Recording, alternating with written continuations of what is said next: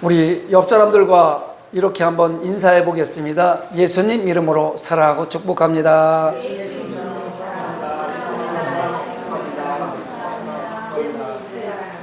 저도 여러분들을 예수님 이름으로 사랑하고 축복합니다. 그리고 동영상으로 예배드리는 성산가족 여러분, 여러분들을 예수님 이름으로 사랑하고 축복합니다. 오늘 새롭게 평균 연령을 확 낮추신 우리 다빈이와 다빈이 친구 이름이 뭐예요? 지윤이. 예수님 이름으로 사랑하고 축복합니다. 한번 따라합니다. 자녀들아, 너희가 말과 혀로만 사랑하지 말고 행함과 진실함으로 하자. 요한일서 3장 18절 말씀. 여러분, 이제 전반기가 끝나가고 있습니다. 이제 후반기만 남았어요. 마지막 6개월 남았는데 6개월 동안 여러분들이 이제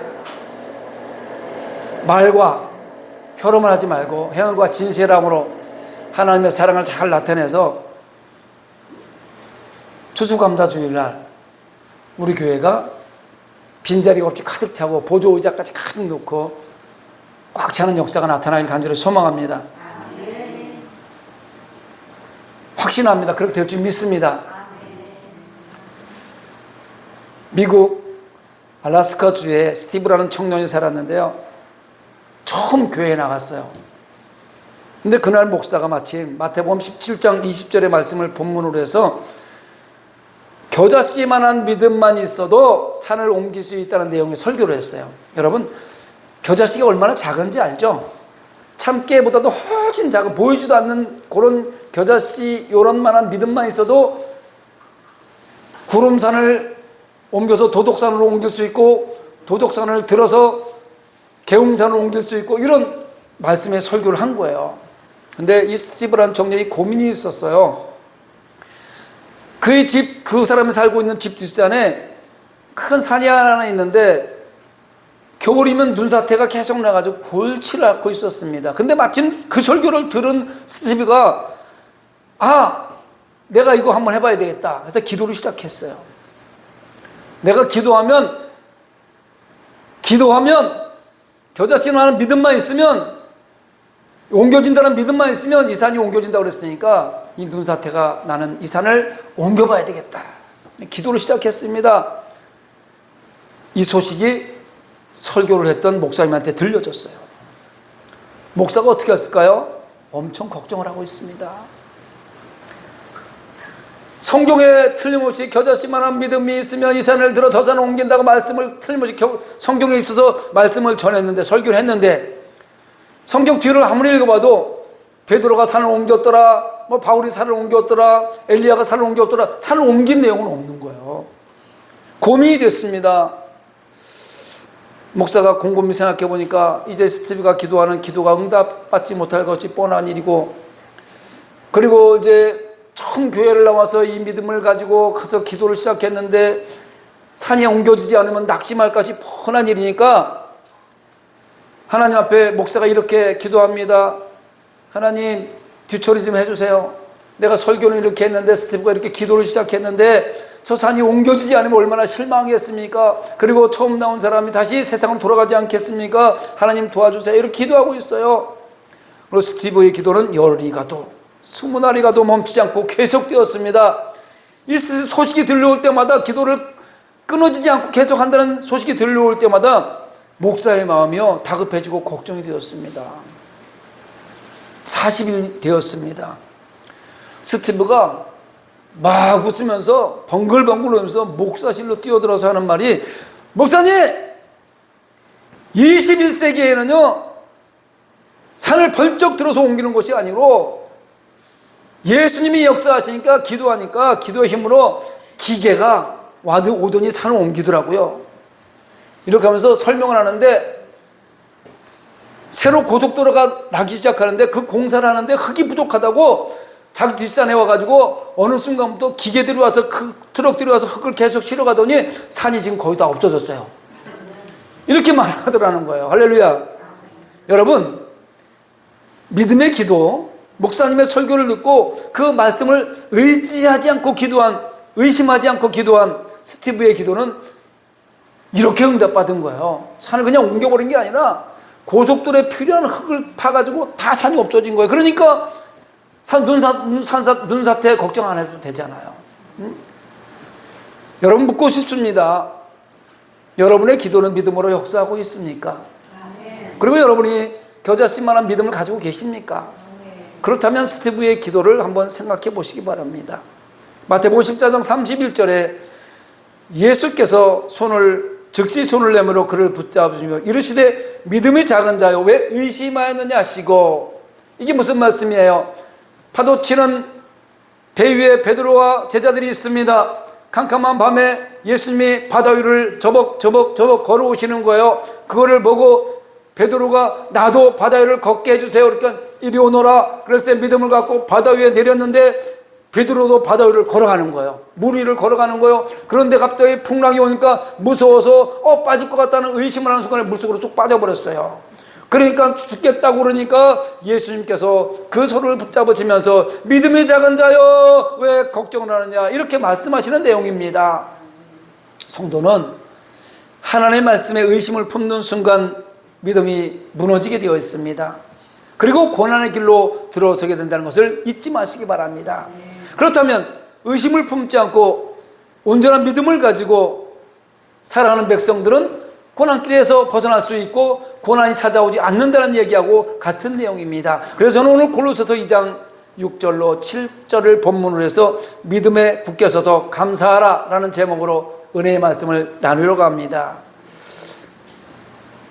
여러분, 국민학교 다 다녔죠? 지금은 초등학교라고 얘기하는데, 국민학교 때 가을 되면 코스모스 신장로를 걸어가면서 제일 기뻐했던 것이 운동의 날이에요. 운동의 날. 까만 반바지에 하얀 샤츠를 입고, 청구는 파란 모자 쓰고 백구는 하얀 모자를 쓰고, 여자들은 파란 띠를 이렇게 메고 하얀 띠를 메고 청군백군 갈라서 운동회 하잖아요. 그래서 운동장에 가서 달리기를 하는데 단거리 달리기도 있고 리레이도 있고 막 있잖아요. 여러분 몇 등 하셨나요? 상은 다 보셨나요? 1등 하면 공책 3권, 2등 하면 공책 2권, 3등 하면 공책 1권, 4등부터는 없어요. 그래서 이 마찬가지로요, 이 비유를 들어서 사도 바울이 하나님의 백성들 믿음을 이야기할 때가 많이 있어요. 여러분, 운동장에서 다름질을 한다고 해서 누구나 다 상을 받는 게 아니에요. 이 얘기는요, 교회에 지금 나와서 함께 예배를 드리고 있지만 교회에 다닌다고 해서 모두가 믿음의 사람이 아니라는 얘기를 비유로 말씀하는 거예요. 교회는 누구나 다닐 수 있습니다. 그러나 참 믿음의 성도는 될 수 없다고 한다는 말을 기억하시기 바랍니다. 어떤 사람은요, 예수님의 칭찬을 받을 만한 믿음을 가지고 살아가고 있는가 하면, 교회는 다니지만 종교인으로서 그 반대인 사람들도 적지 않습니다.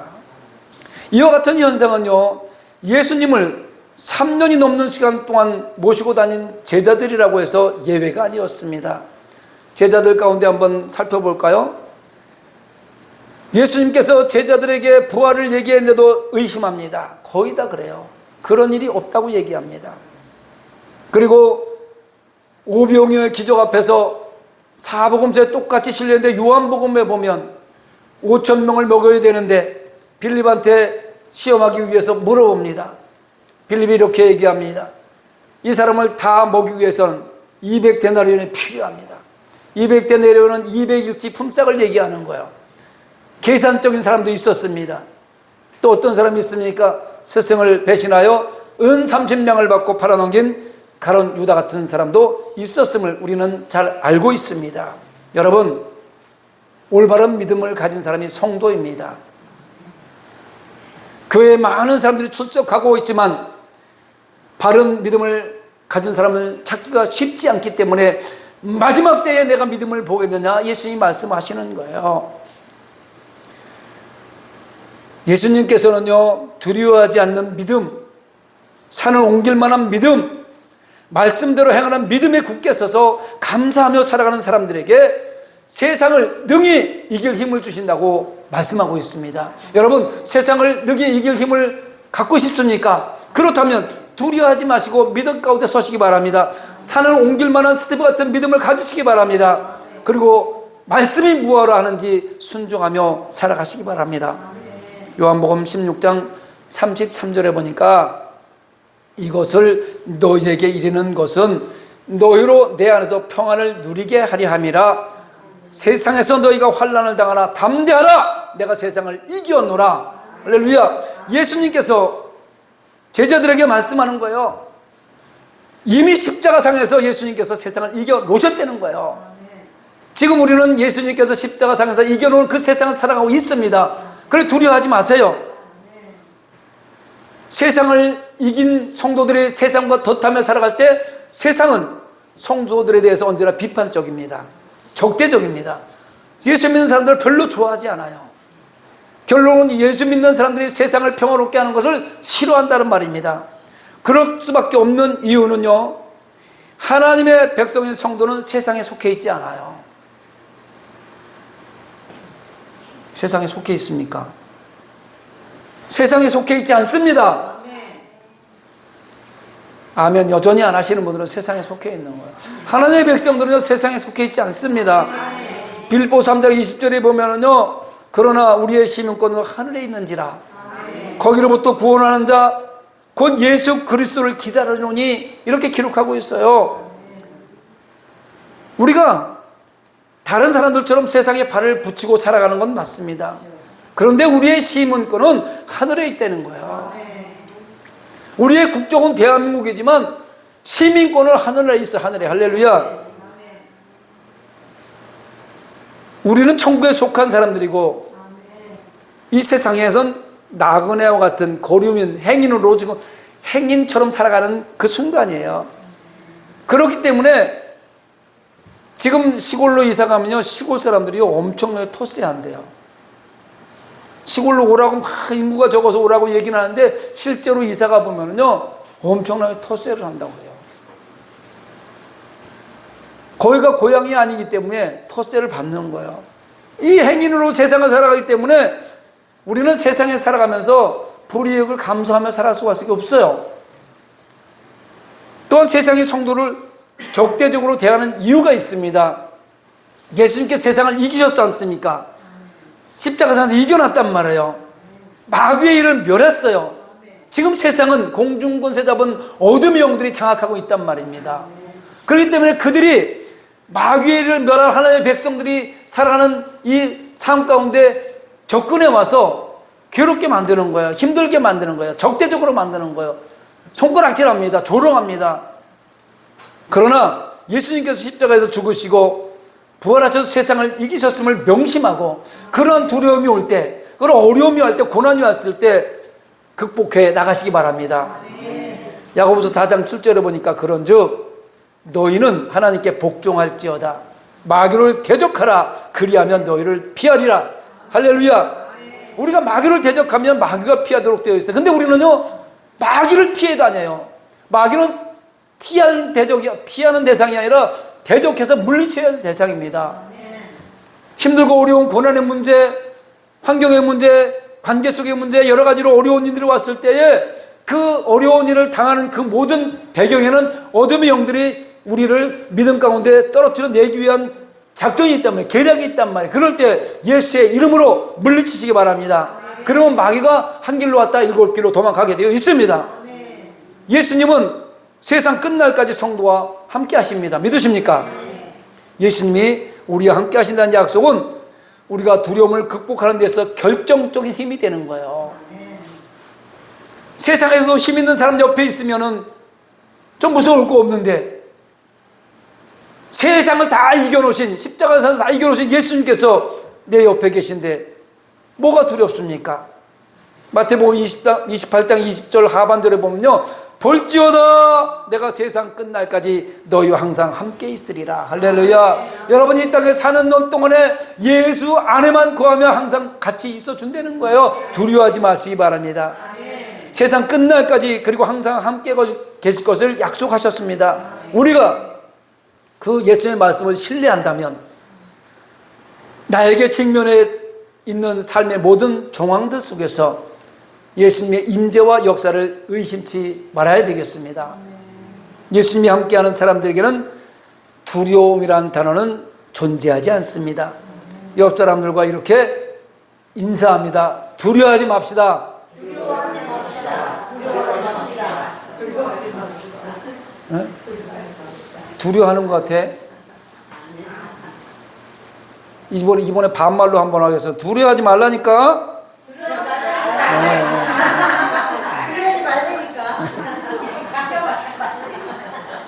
여러분, 예수님은요 하나님의 독생자 아들이시며 하늘과 땅의 모든 권세를 가지신 분입니다. 예수님은 공중 권세를 잡은 마귀의 영을 다스리시고 사망 권세를 이기셨으므로 세상의 그 무엇도 예수님과 함께하는 성도들을 두렵게 할 수 없습니다. 성도들 가운데 두려움을 느끼고 살아가고 있다면 내 신앙에 문제가 있음을 살펴보아야 돼요. 내 신앙의 현주소가 어디 있는지 살펴보아야 돼요. 어제나 오늘나 영원토록 동일하신 예수님이 나와 함께 하신다는 사실을 믿을 때에 모든 두려움이 사라지게 되어 있습니다.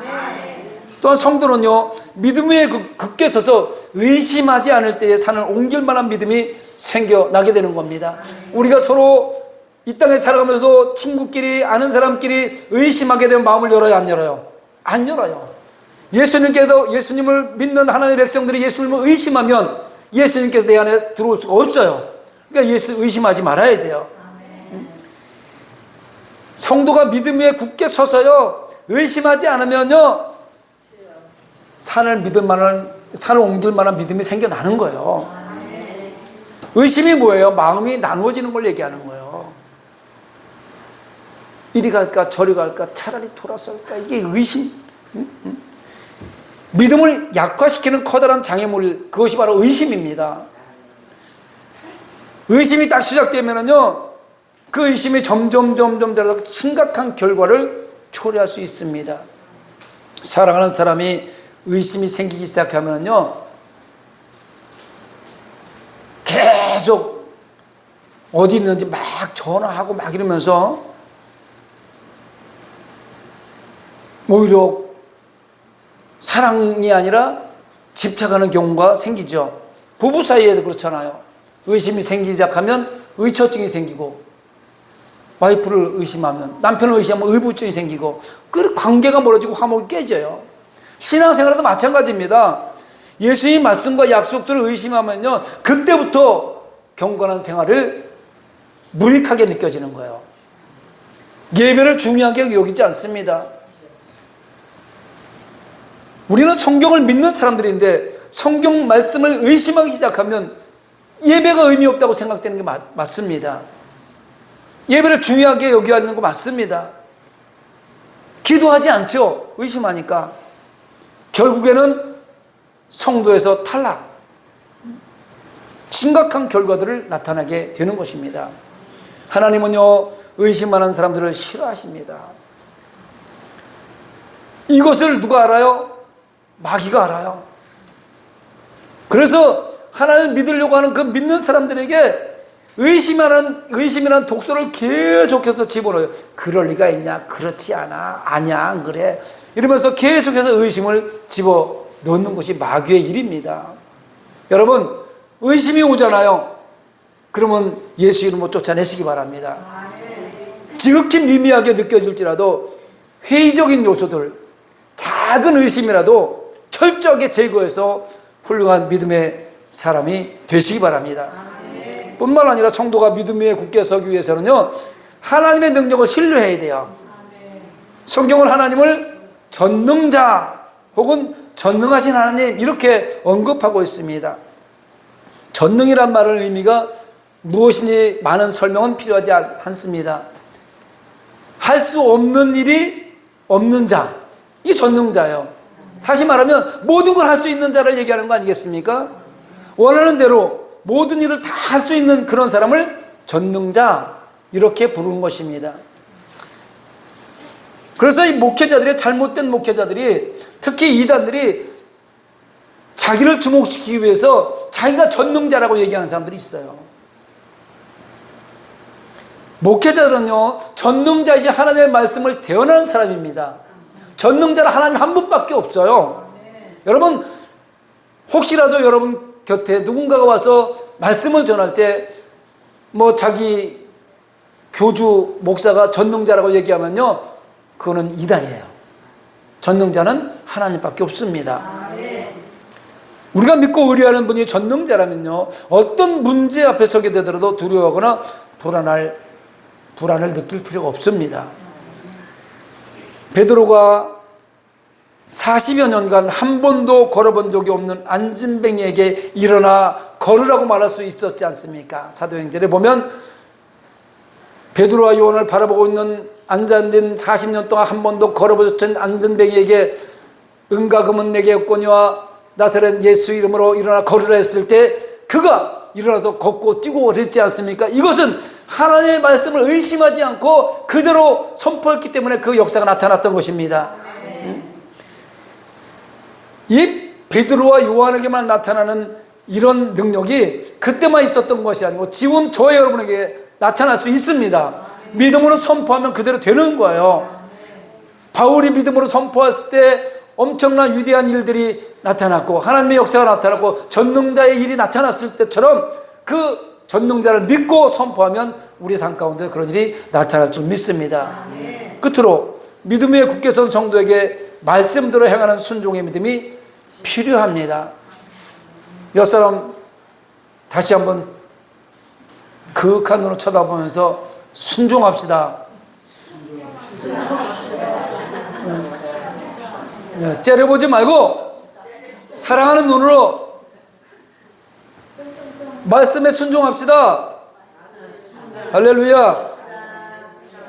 마태복음 7장 21절에 보니까 나더러 주여 주여 하는 자마다 천국에 들어갈 것이 아니요 다만 하늘에 계신 내 아버지의 뜻대로 행하는 자라야 들어가리라. 아멘.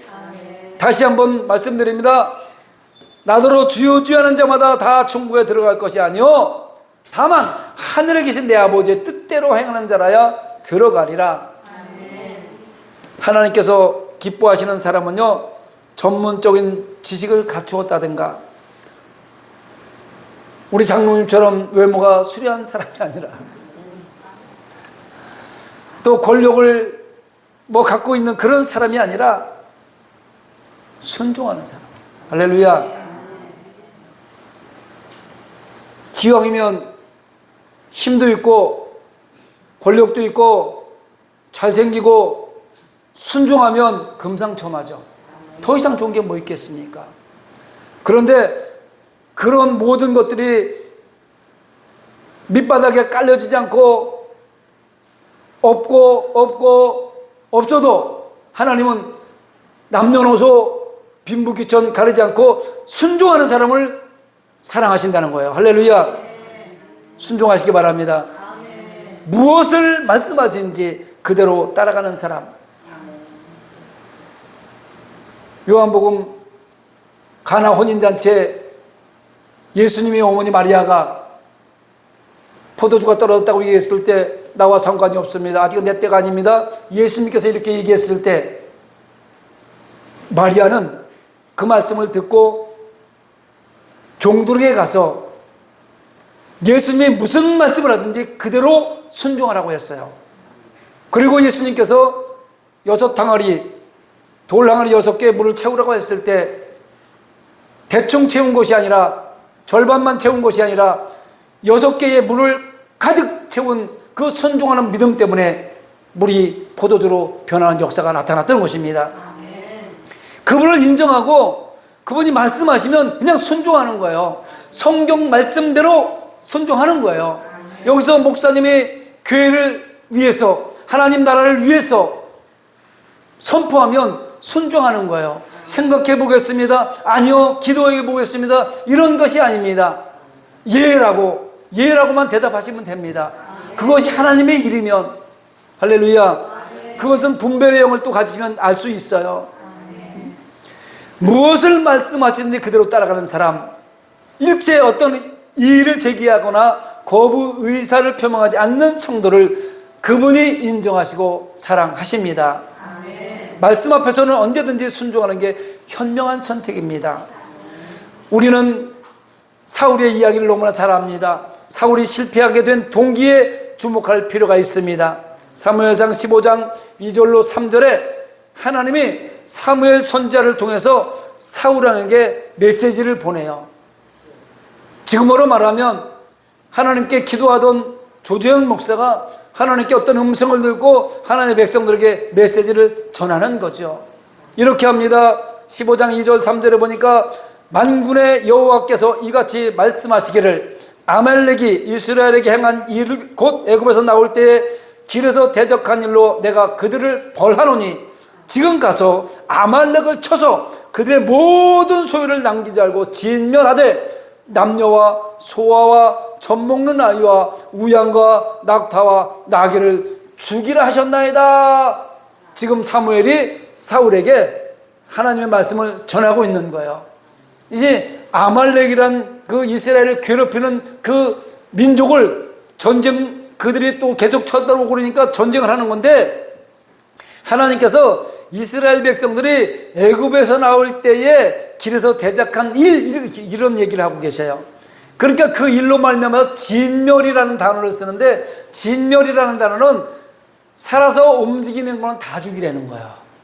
여기 말씀해 보세요. 젖 먹는 아이 무슨 죄가 있어요?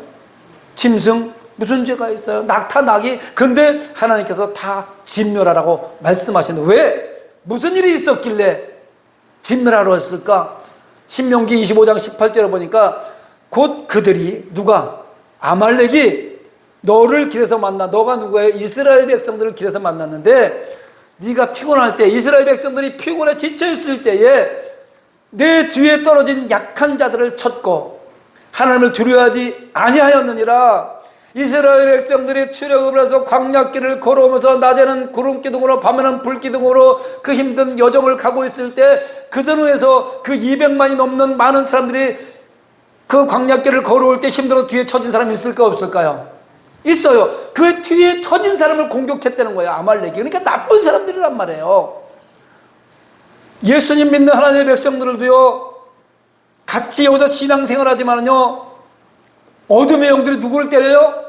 뒤에서 처져 있는 사람. 뒤에서 처져 있는 사람이 뭐예요? 하나님 말씀에 순종하지 않는 사람을 공격한단 말이에요. 그렇기 때문에 이 아말렉을 지금 이제 너희들이 힘이 생겼으니까 아말렉을 공격해서 다 없애라고 지금 얘기하는 거예요. 그런데 이 하나님의 명령을 사무엘 선지자를 통해서 전달을 받고 아말렉과의 전쟁을 하고 나간 사울이 하나님의 명령에 불순종합니다. 자기 생각을 앞세워서 이렇게 행동을 합니다. 사무엘상 15장 8절에서 9절에 보니까 아말렉 사람 왕 아각을 사로잡고, 다 죽이라고 그랬어요? 안 잡으라고 그랬어요?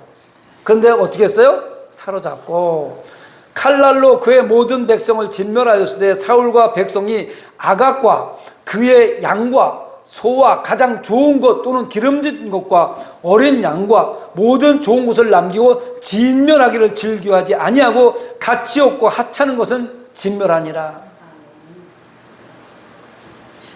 하나님 명령을 수행함에 있어서 자신의 생각을 개입시킨 거예요. 아각 왕을 잡아가지고 살려서 좀 이렇게 창피를 좀 주고 이러려고 잡아왔는지 어쨌든 살렸단 말이에요. 그리고 살찐소, 눈에 보이게 좋은 것들은 잡아다가 나중에 이걸 책망을 하니까 하나님 앞에 제사 드리려고 잡아왔다고 핑계대요. 사실은요, 아깝죠. 소 한 마리 얼마입니까?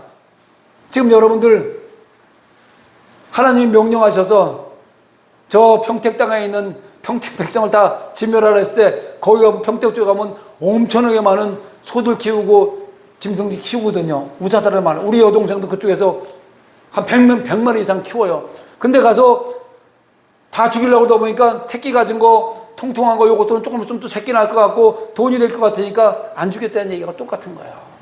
지금 다 죽이려고 했는데 자기 생각을 개입시켜서 이건 갖다가 하나님한테 제물로 드렸으면 좋겠다, 이런 생각으로 자기의 틀에 하나님의 계획을 넣어서 실행에 옮겼기 때문에 사울왕은 이 일로 말미암아 다윗에게 왕권을 넘겨줘야 되는 불행한 일이 생겼던 것입니다. 이런 믿음은요, 믿음의 사람들의 취할 행태가 아닙니다. 인정을 받으려면 말씀에서 말씀하시는 대로 보태거나 빼지 말고 하나님께서 말씀하신 그대로 따라야만 됩니다. 믿음이 위대했던 사람들, 위대한 역사의 주인공들이요, 가지고 있는 공통점이 있습니다. 그들은요, 하나님의 말씀을 그대로 수용하고 실행에 옮겼다는 거에 힘들고 어렵고 고통스럽다 할지라도 말입니다. 홍해 앞에선 모세는요, 최대의 위기에도 흔들리지 않고 하나님의 말씀을 쫓아서 지팡이를 홍해를 향해 가리켰을 때 홍해바다가 갈라졌던 것입니다. 그의 이 믿음이 하나님의 팔을 움직여서 홍해가 갈라지는 역사가 일어나게 하신 것입니다. 하나님의 역사는요, 말씀대로 행하는 믿음의 사람들이 없이는 기대하기 어렵습니다. 여호수아도 마찬가지입니다. 하나님의 말씀에 순종해서 요단강의 물이 언덕에 넘쳐 흐르는 그 상황 속에서 언약궤면 제사장들에게 들어가라 명령했습니다. 제사장들이 명령에 순종했을 때 요단강이 갈라진 거예요. 그리고 백성들이 안전하게 가나안 땅으로 입성할 수 있었습니다. 인간적인 관점에서 본다면 무모한 일이죠. 여러분, 제가 여러분들에게 지금 성경책 들고 한강에 들어가십시오, 이렇게 얘기한 거 똑같은 거예요. 들어갈 사람 손 한번 들어보세요. 이거요, 인간적인 관점에서 보면 무모한 일입니다. 그런 하나님의 말씀을 읽고 순종한 여호수아 제사장의 믿음으로 인해서 요단이 갈라졌다는 거 잊지 마시기 바랍니다. 믿음의 종들은요, 무모한 하나님의 일을 시키지 않아요. 믿음의 분량에 의해서 순종할 수 있는 것을 요구한단 말입니다. 사랑하는 성도 여러분, 오늘도 우리가 말씀대로 행하면 역사가 일어납니다. 좀 힘들고 어렵더라도 말씀이면 행하시기 바랍니다. 성도에게는 반드시 지녀야 할 믿음이 있습니다.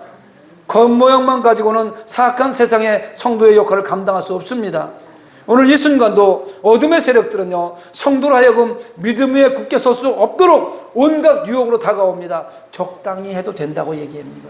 이제 그만큼 했으면 된다고 얘기합니다. 이제 나이 그 정도까지 했으면 이제 그만하라고 얘기합니다. 이거 유혹이에요. 유별나게 하지 말라고 합니다. 너만 목사냐, 너만 장로냐, 너만 직분자냐 하면서 시기 질투의 영들이 발목을 잡을 때도 있습니다. 이럴 때 말씀으로, 기도로 무장하시기 바랍니다. 그리고 믿음에 굳게 서서 하나님, 나를 지금까지 지켜주신 에베네셀의 하나님, 지금 함께 하시는 임마누엘 하나님, 그리고 나의 앞길을 예배해 주신 여호와 일의 하나님 믿습니다. 믿음에 굳게 서서 감사하며 살아가겠습니다. 순종하면 직분을 감당할 수 있습니다. 반대로 이렇게 하지 않으면 직분을 감당하지 못해요. 성도로서의 역할에 충실하기 위해서는 앞에서 언급된 이 세 가지 꼭 필요합니다. 따라합니다. 두려워하지 않는 믿음, 산을 옮길 만한 믿음, 말씀대로 행한 믿음. 이 믿음을 가져야 성도다움을 유지하면서 하나님이 기뻐하시는 일들을 감당해낼 수 있습니다. 바라기는 어떤 역경과 환경 속에도 좌로나 우로나 치우치지 말고 세상의 유혹에도 흔들리지 말고 반석 위에 굳센 믿음을 세워서 감사하고 끝까지 말씀을 지키며 이기시기를 예수님 이름으로 축원합니다. 말씀을 생각하면서 우리 찬양 한곡하고 기도하겠습니다.